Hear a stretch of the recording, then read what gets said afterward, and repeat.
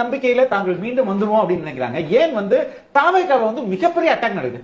சரி, இளவரசருக்கு அடுத்து அவர் அந்த பிரதமரா முதல்வரா அமரணும்னு ஆசை, குடும்பத்துக்கே ஆசை என்ன. அதனால அவருக்கு ஃபர்ஸ்ட் ஏன் விஜய் எதுக்கு வந்தாரு அரசியலுக்கு? விஜய்க்கு ஒழுங்கா அவர் படத்துக்கு கரெக்டான தியேட்டர் எல்லாம் கொடுத்திருந்தா அவர் வந்திருக்கவே மாட்டாரு அரசியலுக்கு. அவரை சும்மா போய் நோண்ட வேண்டியது என்ன இருந்தாலும். நான் என்ன பாக்குறேன்னா, ஒரு சாதாரண கவுன்சிலர்ல இருந்து அடிக்கிற காசு மினிஸ்டர் வரையும் அடிக்கிற காசு வந்து அந்த கணக்கு போட்டோம்னா அதெல்லாம் நம்ம கணக்கே பண்ண முடியாது. அந்த அளவுக்கு கோடி கணக்குல லட்சக்கணக்கான கோடிகள் இங்க அடிக்கிறாங்க. அப்ப இது ஒரு பெரிய பிசினஸ். இத வந்து விஜய் உடைச்சிருவாரோ, நம்மளுடைய இன்கம் எல்லாம் போயிருமோ அப்படின்றதுனால எல்லாம் சேர்ந்து அடிக்கிறாங்கன்னு நினைக்கிறேன். இல்ல அதை நான் அப்படி பார்க்கலாம். எப்படி பார்க்கணும்னா, விஜய் என்ன இருந்தாலும் Vijay is bigger then super star. நான் சூப்பர் ஸ்டார் ரசிகன், பட் ஆனா ரஜினிகாந்த் சூப்பர் ஸ்டார் அவருக்கு தான். விஜய் வந்து அவருக்கு அதிகமா ஃபேன் ஃபாலோயிங் வச்சிருக்காரு இன்னைக்கு.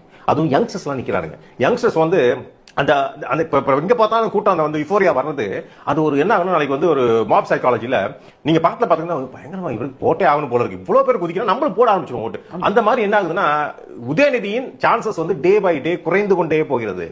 அதனால எப்படி இவரை தூக்கி இவர் அடிச்சா தான் உதயநிதியை அமர வைக்க முடியும். அமர வைத்தால் தான் அந்த 200 ரூபாய் ஊப்பிகளுக்கு 200 ரூபாயும் மற்றவங்களுக்கு தேவையான இதெல்லாம் சத்யராஜ் பேசணும், அமீர் பேசணும், சத்யராஜ் பேசணும். இவங்களுக்கெல்லாம் கிடைக்க வேண்டியது கிடைக்கணும்னா உதய் வந்து அவங்க அப்பா மாதிரியே அவரும் வந்து ஒரு பொம்மையாக உட்கார வேண்டும் ஆட்சி பீடத்தில். அவரை வைத்து ஐஏஎஸ் அதிகாரிகள் ஒரு பக்கம் ஆட்சி செய்வார்கள், ஐபிஎஸ் ஒரு பக்கம் ஆட்சி செய்வார்கள். அப்புறம் அந்த நல்ல கைகள் அதெல்லாம் வந்து ஆட்சி செய்யும். அப்புறம் அந்த வாரிசுகள் இருக்காங்களே, வாரிசுகளுக்கு எவனும் கேள்வி கேட்டாதான் பிரச்சனை, பதில் சொல்ல தெரியாது. இல்லன்னா டிராமா எல்லாம் பண்ணுவாங்க, நிறைய கட்டி அழுதுட்டு எல்லாம் பண்ணுவாங்க. சோ இவங்க வந்து எதுவுமே பண்ண முடியாது. சோ கேள்வி கேட்காத வரை இவங்க ராஜ்யம். அதுதான் என்னன்னா, ஆங்கிலத்தில் ஒரு செய்தி இருக்கு, கோமாளிகள் அரசாண்டால் நாடே சர்க்கஸ் கூடாரமாக மாறிவிடும். அது தமிழ்நாட்டுக்கு நீங்க அப்படியே பொருந்தும்.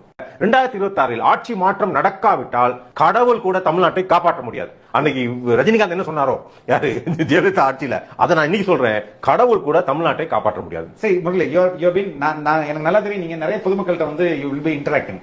இன்னைக்கு விஜய் மேல ஒரு ஆர்கனைஸ்ட் அட்டாக் நடக்குது, அதை நம்ம வந்து ஒத்துக்கிட்டு தான், அது இல்லைன்னா சொல்ல முடியாது. ரொம்ப ஆர்கனைஸ்டா சின்ன சின்ன லெவல்ல இருந்து பெரிய பெரிய லெவல்ல வந்து இன்னும் சொல்ல போனா, இதுல விஜய் எதிர்ப்பதில் பிஜேபியும் டிஎம்கேயும் இன்டர்னலா ஒரு நெக்ஸஸ்ல ஒர்க் பண்றாங்க. எனக்கு நல்லா தெரியும் சில விஷயங்கள்லாம். ஆனா மக்கள் மத்தியில நீங்க பேசும்போது இந்த எதிர்ப்பு போய் விஜய் எதிர்ப்பா மாறுதா மக்கள்கிட்ட? இல்ல, மாறல. அவருக்கு வந்து இதுக்கெல்லாம் அந்த அனுபவமே கிடையாது. அனுபவம் எல்லாம் வந்திருக்க ஒரு அரசியல்வாதி. ஆனா கூட்டம் மக்கள் நிக்கிறாங்க.